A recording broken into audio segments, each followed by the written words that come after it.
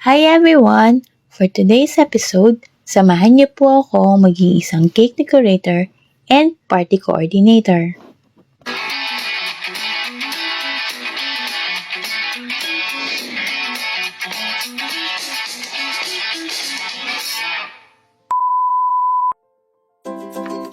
Sa araw pong ito, tayo ay nagtungo sa Barangay San Benito, Dinalupihan, Bataan. At ang aking pong kasama para sa event na ito ay walang iba kundi ang aking hipag na si Ate Fe. Ang celebrant po natin for today's video ay si Rakan, and Rakan will be turning 7. Nais ko pong magpasalamat kay Ma'am Joanna and Sir Noli Reyes para po sa inyong pagtitiwala. Salamat po! Likewise, nais ko rin pong pasalamatan sa video na ito ang aking kumaring Ma'am Rose Sadino. Salamat po sa inyong referral, Ma'am ko.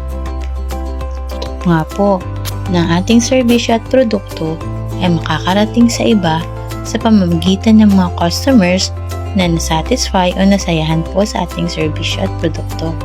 Kaya wag po tayong mapapagod ibigay ang ating best.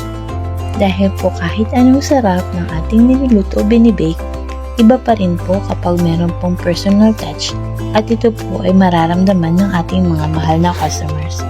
Ay, napagod na si Inday. Salamat po, Ma'am and Sir, sa inyong masarap na pa-lunch. Please allow me to share with you the products of Hannah's Snack, Sweets, and more. Ito po ay ang aming mga likhang cakes and pastries with complete setup for Rakan's 7th birthday.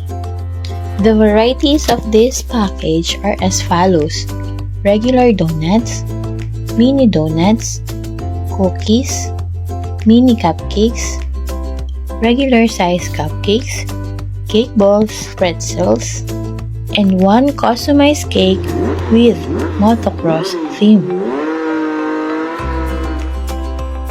At dito po ay mag-uumpisa nang mag-blow ng candle ang ating celebrant. Isa po ito sa mga aking chine-cherish na moments as a cake decorator and party coordinator. Yung maging kasama ka ng memorable event ng celebrant at ng kanyang pamilya. And yes po, speaking of pamilya, tayo mga breadwinner, basta para sa pamilya at sa ating mga pangarap, wala po tayong hindi gagawin. Basta po ito ay mabuti at alam naman po natin wala tayong tinatapakang tao.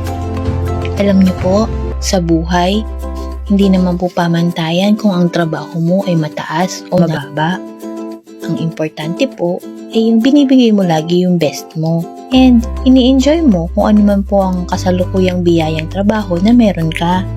Lagi ko pong natatandaan ang sinabi ng dati kong boss, kung hindi mo man ma-achieve ang mga expectations mo sa kasalukuyan mong trabaho o mga ginagawa, basta wag lang kalimutan ibigay ang best and you will be rewarded in some other ways.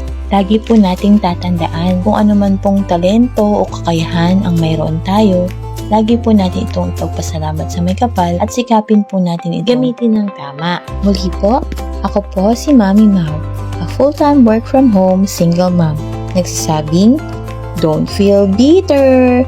Believe that you can always do better. Thank you for watching.